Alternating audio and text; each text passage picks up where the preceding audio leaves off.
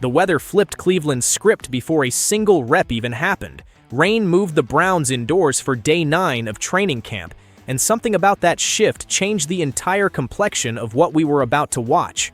Because when you take away the elements and put both quarterbacks under a roof, in helmets instead of full pads, you're not getting the true physical picture of this competition. You're getting operation, decision-making, timing, all the invisible stuff that doesn't show up highlight reels, but ends up deciding who actually starts in September. And on that front, neither Shedeur Sanders nor Deshaun Watson gave anybody in that building a reason to feel settled. Here's what made today different before the first ball was even snapped. Installs are officially complete. That matters more than casual fans realize. Once the install period ends, coaches stop teaching and start watching. They fold their arms, step back, and let the players just play without a script propping them up. And what we saw today was a group of quarterbacks still fighting through the mental clutter of a fully installed offense, making the kind of mistakes that come from thinking instead of reacting. That's not panic-worthy on its own, and I want to be careful not to frame it that way. But it does mean the version of these quarterbacks we're about to see from here forward is closer to the real evaluation than anything that came before it. The training wheels are off. There was also a rotation wrinkle worth flagging before we get into the tape, because it tells you something about how deliberately this staff is managing the competition. For most of camp, Shedeur has been working with the 2s while Deshaun holds down reps with the 1s. But the day before this particular practice, that flipped. Shedeur got a shot with the first team in 7-on-7s, and today it swung back the other way, with Deshaun taking the 1s again and Shedeur working with the 2s. According to the staff, this wasn't some dramatic power move or a hidden message being sent through the pecking order. It was simply about making sure each guy gets exposure to the 1s on days they don't normally see that look.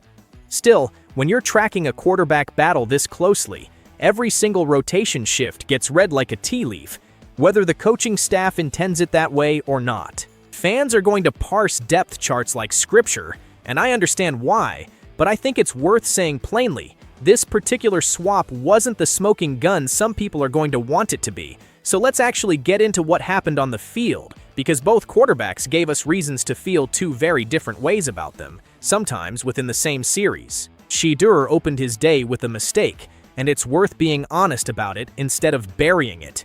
He tried to connect on a route and simply overthrew his target, sailing the ball into the arms of a defender for an interception. There's no scheme excuse to reach for here. It was a missed read on ball placement, plain and simple, the kind of throw that ends up on a coaching tape with a red circle around it. Then came a moment that could have gone the other way entirely. Shedeur put together a beautifully placed deep ball, dropped perfectly into his receiver's chest, exactly the kind of throw you want your potential franchise quarterback delivering under pressure, and the receiver simply didn't bring it in. That's not on Shedeur. That's a drop, full stop, and in a different universe, that ball turns into one of the better highlights of the entire camp instead of a footnote nobody talks about tomorrow. But here's where it gets genuinely interesting, because Shedeur answered both of those moments instead of disappearing into them. He uncorked a strong, confident deep shot that was hauled in cleanly downfield, showing real touch and timing on a route that demanded both. He read a cadence wrinkle at the line, adjusted on the fly, and delivered a strike across the field to his tight end, the kind of pre-snap processing that separates guys who are ready from guys who still need seasoning. He hit a quick, decisive completion on a shorter route that showed exactly the operational command Todd Monken has been preaching about publicly for weeks.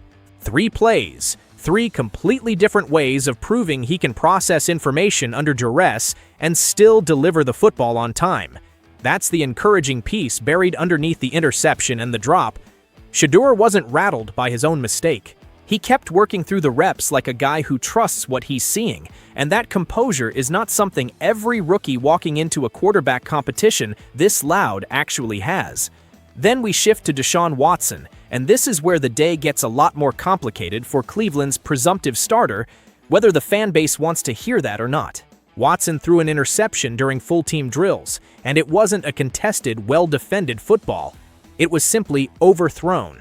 His receiver had real separation on a curl route, wide open, exactly the kind of look every quarterback dreams about getting from a defense, and Watson sailed it high over his head. The defensive back read the route, closed the space, and came away with the football almost effortlessly. When you watch that rep back frame by frame, there's no ambiguity about what happened. That's not a coverage bust. That's not a receiver running the wrong depth. That's a placement error on a play that should have been an easy conversion, maybe even a chunk gain. And it's not an isolated incident either. Watson is now leading every quarterback on this roster in interceptions through 9 days of camp, and that's the kind of statistic that starts following a guy around no matter how good the rest of his practice looks on paper. Because it genuinely wasn't all bad for Watson today, and I don't want to pretend it was just to build a cleaner narrative. He got outside the pocket during a 2-minute drill and found his receiver on a well-executed rollout throw, exactly the kind of off-schedule, improvisational play that scouts have pointed to for years when describing his upside. He also threw a couple of touchdowns on the day, which counts for something no matter how you want to frame his overall accuracy numbers. But when the defining rep of your practice is an easy interception on a wide-open route that a healthy, engaged quarterback should complete 9 times out of 10, that tends to be what sticks in people's minds walking out of the building, fair or not. And then there was the 2-minute drill sequence that almost muddies Shedeur's day even further if you're not paying close attention. Driving the offense down the field with real rhythm, Shedeur had the ball knocked loose and Cleveland's defense recovered it. At first glance, on a stat sheet, that looks like another turnover piling onto his ledger for the day. But slow it down, and it's simply a fumble, not a mental or mechanical mistake, and honestly, not something you can fairly grade this early in camp. These guys are still in helmets, not full pads. The physicality that forces a quarterback to secure the football differently through contact just isn't part of the equation yet. Could Shedeur have carried the ball tighter through that hit? Sure, that's a fair critique regardless of the pads situation, and I'm not going to pretend otherwise. But calling it a meaningful red flag heading into the next evaluation window would be overselling what actually happened on that specific play. Dillon Gabriel wasn't immune to the chaos either, and his name belongs in this conversation even though he's operating a tier below the top 2 in terms of reps and attention. He threw a football that ended up badly misjudged, legitimately both overthrown and underthrown, depending on how you want to describe the arc of it. And Cleveland's safety tracked it patiently and came down with the interception. Gabriel is now sitting right there with Watson near the top of the turnover column, which tells you this wasn't a one-quarterback problem contained to whoever's under the brightest spotlight. This touched the entire room. And that's really the story of Day 9, when you step back and look at the whole picture instead of just one player's box score. The inconsistency wasn't limited to one guy fighting for a job or one guy trying to hold on to one. It touched every single quarterback on this roster. Overthrows, underthrows, interceptions on plays that should have been layups, mixed in with just enough flashes of real talent to keep everybody guessing about where this thing is actually headed. It's the kind of practice that resists a clean, tidy narrative, and honestly, I think that's exactly why it matters so much right now. Because if this were simply Shedeur struggled while Deshaun looked comfortable, or the reverse, we'd have an easy storyline to run with and move on from. Instead, we got a muddled, uneven day from the entire position group, right as the install period wrapped and the real evaluation window officially opened. That timing is not a coincidence, and it's exactly why I don't think Cleveland's coaching staff is losing sleep over one shaky indoor practice. Let's talk numbers for a second, because the tracker tells its own version of this story, and it's worth putting the stat lines side by side. Shedeur finished 9 of 15 with 1 interception, not a blowout performance by any stretch, but an efficient one, and notably his only real blemish on the stat sheet was that early overthrow.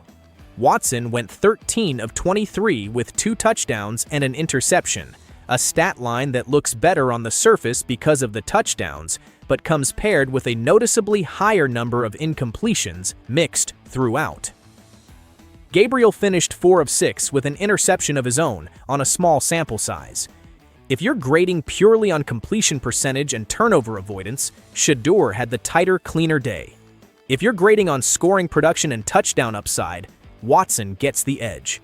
Neither answer settles this competition, and honestly, I don't think it's supposed to settle anything yet. That's not how these things work in the middle of August. What did settle something, at least a little bit, was hearing directly from Todd Monken about how he's actually evaluating this competition behind closed doors, and his framing was genuinely revealing once you sit with it. He didn't lead with arm talent, he didn't lead with athleticism or big play upside, he led with Operation Phase. Can a quarterback get the offense up to the line of scrimmage, get the correct personnel grouping on the field, and eliminate careless, unforced turnovers before anything else even enters the conversation?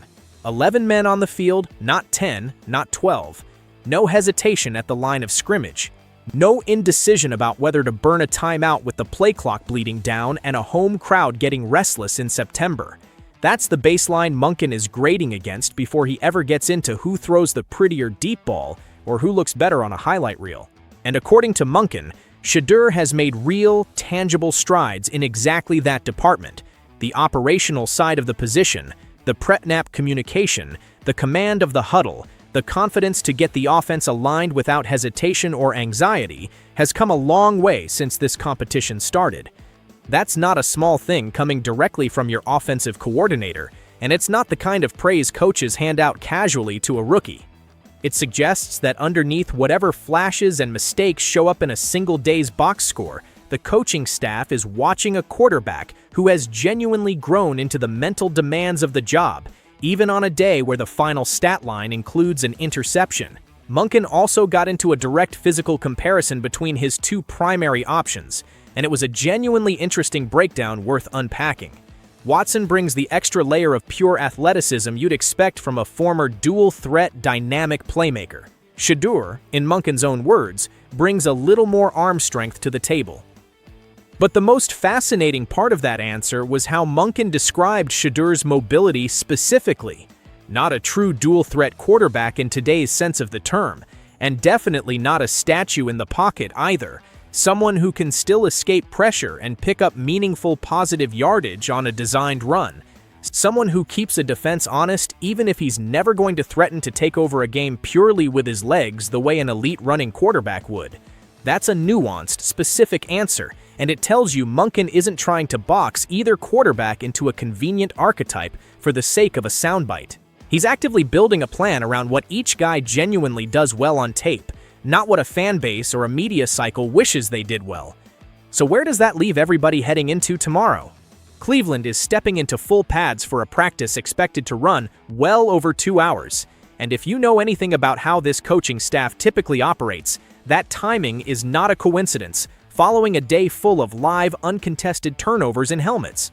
Monken watched his quarterbacks give the football away in a low-contact setting. I would fully expect him to want every ounce of physicality out of these guys tomorrow. No shortcuts, nothing left unaddressed on the practice script. And there's a real subplot worth keeping an eye on specifically with Shedeur going into that session.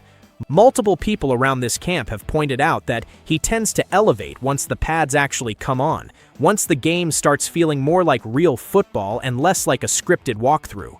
If that pattern holds tomorrow, it could look very different from today, and it could genuinely shift the tone of this entire competition heading into the next stretch of evaluation. Conversely, if Watson can clean up his ball placement in a more physical setting and start converting those wide-open completions he missed today, that changes the conversation in his favor just as quickly. Nothing about Day 9 handed anybody a decisive edge, and I think it's important to say that clearly instead of manufacturing drama that isn't actually there yet. What it did do was strip away some of the noise and show us 3 different quarterbacks still working through real, live mistakes at a stage of camp where mistakes are supposed to be shrinking week over week, not multiplying. Shedeur answered adversity with sharp, accurate, composed football sandwiched in between his errors, and that composure matters more than people give it credit for. Watson flashed the athletic upside that has always defined his game, but he's now the guy carrying the most interceptions in the room, and that number doesn't just disappear because a couple of throws looked impressive on tape. Gabriel reminded everyone watching that he's still very much part of this larger conversation, for better or worse, even operating in a smaller sample. And Monken made it unmistakably clear that before arm talent, before athleticism, before any of the flash plays we all love breaking down frame by frame, this competition starts and ends with a much simpler question. Who can operate the offense cleanly and protect the football when the lights get brighter? Tomorrow, in full pads, over 2 hours, under real contact for the first time in a while, we're going to find out a lot more about which of these guys is actually built for that standard, and I'll be right back here breaking down every single rep of it.